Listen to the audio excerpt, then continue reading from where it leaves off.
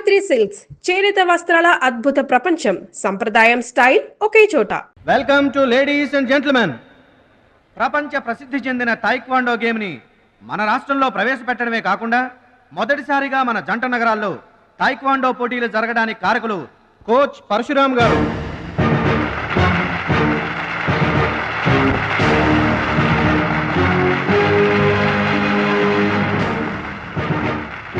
Now the competition between Shashivardhan and Mr. Suraj.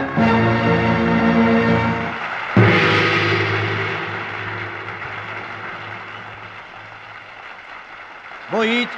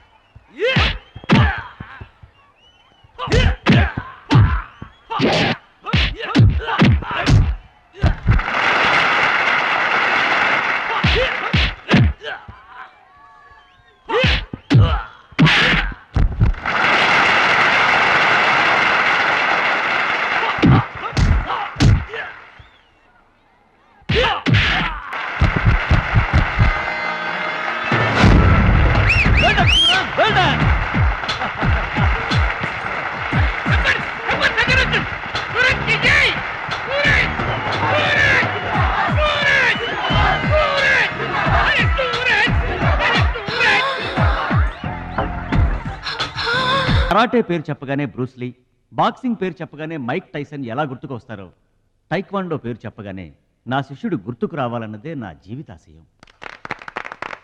Kho kho, కబడ్డీలను జాతీయ క్రీడలుగా గుర్తించినట్లే ఈ taekwondo గేమ్ని ప్రభుత్వం గుర్తించడం నాకెంతో ఆనందంగా ఉంది. ఈ సందర్భంగా స్పోర్ట్స్ అథారిటీస్ వారిని ఈ గేమ్ని మరింతగా ప్రోత్సహించవలసిందిగా రిక్వెస్ట్ చేస్తూ ఇప్పుడు త్రినాథ్ గారిని మాట్లాడవలసిందిగా కోరుకుంటున్నాను. ప్లీజ్. ముందుగా మనం అభినందించాల్సింది కోచ్ పరశురామ్ గారిని. ఈ గేమ్పై తనకు గల మక్కువతో తానే స్వంతంగా కొంతమంది పిల్లల్ని గ్యాదర్ చేసి వాళ్ళని ఎంకరేజ్ చేసి కోచింగ్ ఇచ్చి వారిని ప్రభుత్వం గుర్తించేలా చేసిన ఘనత పరశురామ్ గారి. ఇప్పుడు మనం ఆయన శిష్యుడు జంట నగరాల ఛాంపియన్ అడిగేది ఇలాంటి టైంలో కూడా పంక్చువాలిటీ లేకపోతే ఎలాగా? అది ఆటోగ్రాఫ్ కోసం ఫ్యాన్స్ వచ్చారండి, అందుకని. ఆటోగ్రాఫ్ ఇవ్వడానికి గంటలు పడుతుందా? పేపర్ మీద సంతకం అయితే 10 సెకండ్లో పెట్టొచ్చండి. టాప్ టు బాటమ్ ఆటోగ్రాఫ్ అడిగింది, అందుకని పైన పైన గదిలో పెడుతున్నాడు.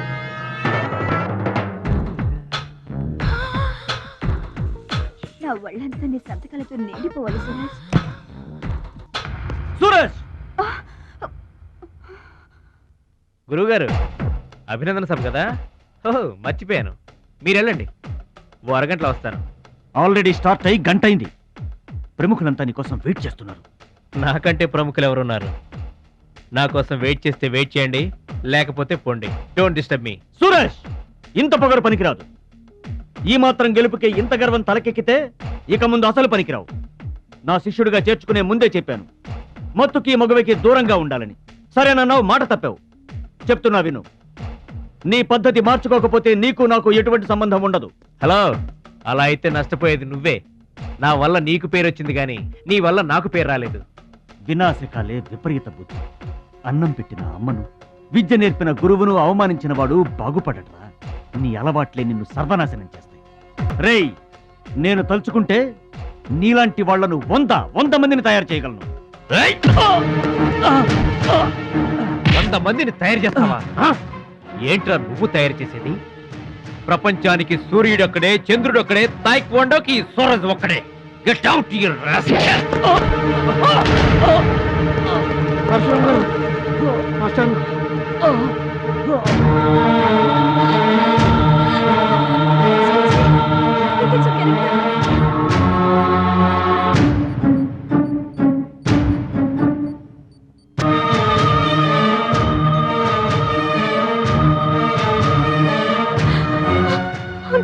చూడమ్మా, నాన్నకి ఏమీ కాలేదు. చాలా లైట్ స్ట్రోక్, అది ఫస్ట్ టైం. మా తాతగారు కూడా ఫస్ట్ స్ట్రోక్ లోనే పోయారమ్మా. మీ తాత అంటే తాగుబోతు పొగ తాగి చస్తాడు, పట్టపగలు కూడా తాగి చస్తాడు, అందుకనే అంత తొందరగా చచ్చాడు. వాడికి వీడికి పోలికంటే అయితే మీరు మందు తాగుతారు పొగ తాగుతారు కదండి. అంటే నేనెప్పుడు పోతానన్నా? అయ్యో శివ శివ. నీకు కంగారు ఎక్కువ, కామన్ సెన్స్ తక్కువ. నోరు తెరిస్తే అపశకనం తప్పితే శుభం మాట్లాడవా? కీడించి మేలించమని మీరే కదండి అన్నారు. ఎంచింది చాలు, నోరు మూసుకో. డాక్టర్ గారు, మా వాడికి ఏం పర్వాలేదండి, ఈజ్ అవుట్ ఆఫ్ డేంజర్. కంగారు పడకమ్మా, నాకేం కాలేదు. మా మహాలక్ష్మి మిగతా ప్రాబ్లమ్స్ ఏమీ లేవు. బైపాస్ సర్జరీ ఎంత త్వరగా చేస్తే అంత మంచిది. బైపాస్ సర్జరీకి ఎంత ఖర్చు అవుతుంది డాక్టర్? At least 2 lakhs. ఆపరేషన్ కి ఏర్పాట్లు చూడండి, డబ్బు మేము ఏర్పాటు చేసుకుంటాం. అది కాదే అమ్మాయి, 2 లక్షలు ఎక్కడి నుంచి తెస్తావు? ఊర్లో తాత ఇచ్చిన పొలం ఉంది కదా, అది అమ్మి తీసుకొస్తాను. ఉన్న పొలం కాస్త ఇప్పుడు అమ్మేస్తే రేపు నీ పెళ్లికి అవసరం అయితే ఏం చేస్తావు? పెళ్ళప్పుడు చూసుకుందాంలే ఆంటీ, అయినా నా పెళ్లికేం తొందర. సరే, నువ్వనుకున్నట్టు పొలం అమ్మి ఆపరేషన్ చేయిస్తావనుకో. బైపాస్ సర్జరీ అంటే 50-50 అంటారు. ఆ 50 కాస్త ఇటు కాక అటు అయిందనుకో. నీకు విగ్రహం ఎక్కువ, నిగ్రహం తక్కువ. ఏమి నోరు అనేది? అది కాదండి. చంపేస్తాను నోరు తెరిచావంటే. వెధో డౌట్లు నువ్వును. మీరు ట్రైన్ ఎక్కాక రైలు పట్టాలు తప్పి నదిలో పడిపోతుందేమో. నదిలో పడిపోయిన తర్వాత 11వ రోజున మీకు జనం పెట్టాలా వద్దా? మీరు పోయిన తర్వాత సెకండ్ మ్యారేజ్ చేసుకోవచ్చా? అప్పుడు మళ్ళీ పెళ్లి చూపులకు వెళ్ళాలా? దరిద్రపు డౌట్లు నువ్వు కొట్టానంటేనా? అమ్మాయి, దీని డౌట్లు వింటే హార్ట్ అటాక్ మనకొస్తుంది. ఒరే విషయం, అమ్మాయి చెప్పింది కూడా నిజమేగా. ఆ, నా ఆపరేషన్కి ఏం తొందర లేదు. అసలు ఆ పొలం ఉంచింది దాని పెళ్లి కోసమేగా. దాన్ని నమ్మడం నాకు ఇష్టం లేదురా. అది కాదురా, నా పొజిషనే బాగుంటే అసలు ఈ సమస్య వచ్చేది కాదు. ఇల్లు చూస్తే తాకట్లో ఉండిపోయింది. ఇప్పుడేమో నీకు ఆపరేషన్ చాలా ముఖ్యం. అందుకే మహాలక్ష్మి పొలం అమ్మేస్తానంటే కాదనలేకపోయాను. నువ్వు కూడా కాదనకు. ఇక దాని పెళ్ళంటావా? రోజులు ఎప్పుడు ఒకేలా ఉండవు కదా, చూద్దాం.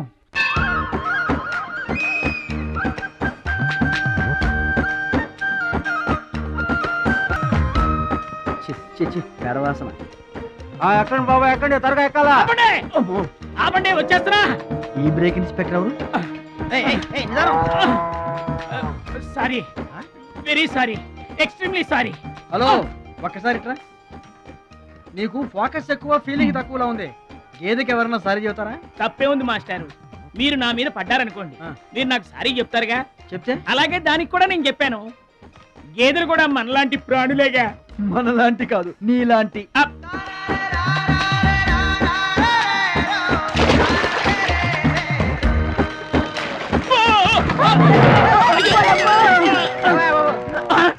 అమ్మో, చిమ్మైపోను. పడవల్లో కుండల్ని రవాణా చేస్తారని తెలుసు గాని కొండల్ని కూడా రవాణా చేస్తారని నాకు ఇప్పుడే తెలిసింది. ఏంటి బాగుతున్నావు నిలబడి? నువ్వు కూడా వాడి మీద పడు, సరిపోద్ది. సారీ అమ్మా, వెరీ సారీ, ఎక్స్ట్రీమ్లీ సారీ.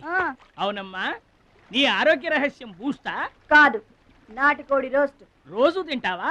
ఆదివారం తప్పించి. మరి ఆదివారం ఏం తింటావు? Mutton paste. అయినా నీకు ఇదంతా ఎందుకయ్యా వేస్ట్? నువ్వు ఇట్రా. అరే, ఛీ, ఛీ, ఛీ. ఈ గేదెలకు పేడ ఎక్కువ, పిడకలు తక్కువ. ఏమయ్యా, గేదెల్ని పడవలోకి ఎక్కించిన వాడివి, వాటి మంచి చెడు చూసుకోవద్దా? గేదెలు నేను ఎక్కించడం ఏంటి? అవి నీవి కావా?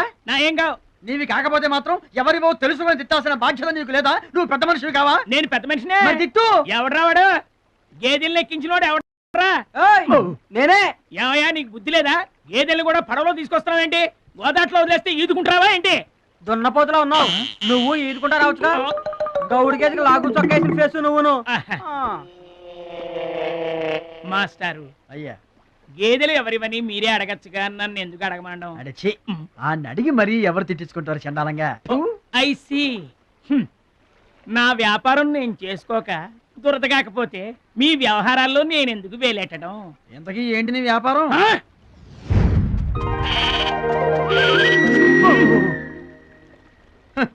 నీకు బిల్డప్ ఎక్కువ, బిల్డింగ్ తక్కువ. గొడుగుల వ్యాపారానికి ఎంత అవసరమా?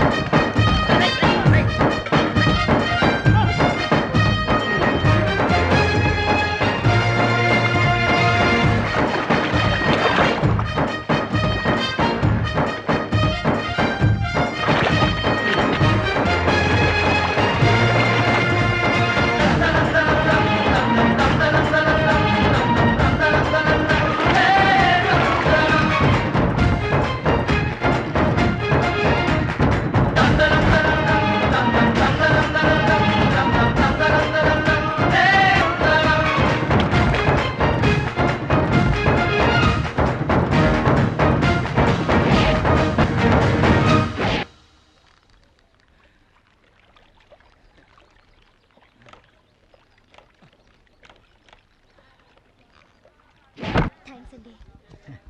నువ్వెవరో గాని నీకు ఒకటి ఎక్కువ ఒకటి తక్కువ అని చెప్పలేవయ్యా. గోదావరంత గుండె, భద్రాద్రంత కండ, సాక్షాత్తు రాముల వరలో వచ్చి కాపాడేవయ్యా. నూరేళ్ళు చల్లగా ఉండు. మా బాగా చెప్పారండి. భద్రాచలం, ఆ గంగమ్మ తల్లికి నువ్వంటే ప్రాణం రా.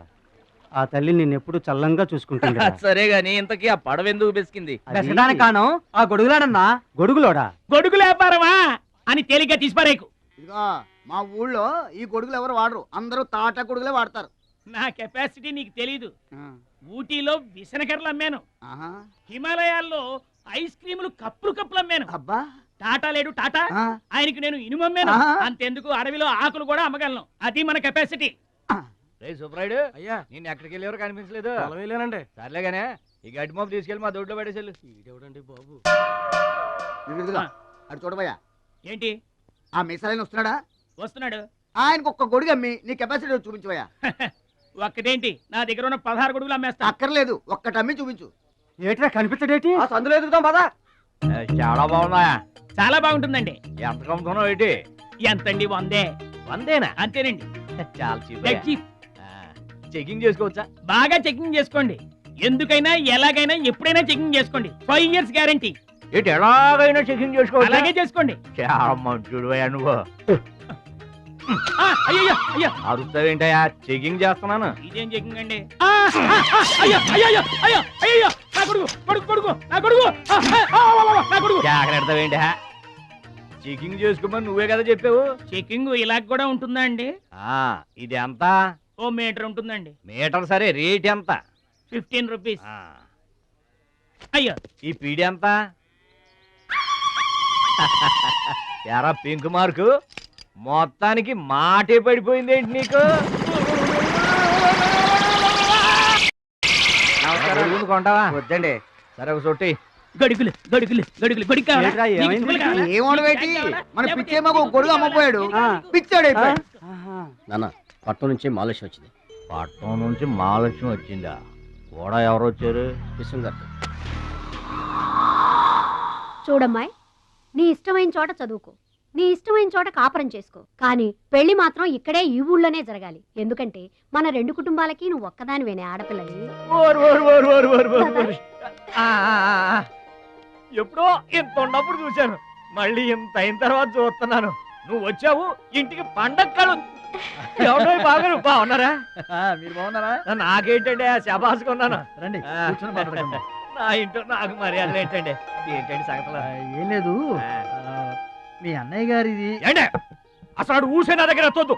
లేకపోతే ఏంటంటే ఆడు తమ్ముడు నేను ఒకటి ఇక్కడ ఉన్నాను, నాకు కొంపగోడు పిల్ల జల్ల ఉన్నారని ఆడు గుర్తుంటే ఏడాది కోపాలని ఇక్కడికి రాకపోతాడా? అసలు మేము ఉన్నామోలేమో చూడకపోతాడా? అది కాదు బాబాయ్, నాన్నకి 24 గంటలు ఆటలు పోటీలు, ఇదేగా మీ నాన్నగారి చేస. రావటం కుదరలేదు అంటావు. అమ్మా, రాని పెదనాన్న గురించి ఎందుకు గాని, చెల్లెం వచ్చింది కదా, నువ్వు వెళ్ళి పూరిల సంగతి చూడు. యారా చేసిన పూరీలు మొత్తం మీరిద్దరూ లాగించడమేనా? వచ్చిన వాళ్ళకి ఏమైనా పెట్టేది ఉందా? యువతలో పెద్ద మనిషి విశ్వం గారు వచ్చారు, ఆయన మంచి మర్యాద చూడొద్దు. అయ్యో భలేవాళ్ళే, మన ఇంట్లో నాకు ప్రత్యేకించి మర్యాదలు ఏంటండి? మీరెవరు? ఆ? అసలు మీరు ఎవరనే? 20 ఏళ్ళగా మా అన్నయ్య మీ ఇంట్లో అద్దెకుంటున్నా ఏనాడన్నా మీరు ఆయన అద్దె మనిషిలో చూసారా? ఆయన కూడా అది తన సొంత ఇల్లు లాగానే చూసుకుంటున్నారా? మీకు పిల్లలు లేకపోయినా మా లక్ష్మినే మీ సొంత బిడ్డలా చూసుకుంటున్నారా? ఎవరండి ఈ రోజుల్లోనూ? మీకు కాకపోతే ఇంకెవరికి చేస్తామండి మర్యాదలో? సర్లేండి, మర్యాదలు ఏముంది కానీ ఇంతకీ అమ్మాయి నేను ఇక్కడికి వచ్చింది ఎందుకు అదే ఊళ్ళో. అని నేను అడగను. అది ఎంత ముఖ్యమైన పని అయినా సరే నేను పట్టించుకోను.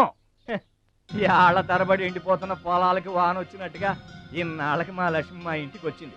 ఏమైనా సరే పండగెళ్ళిన దాకా ఉండి తీరాల్సిందే, అంతే అంతే.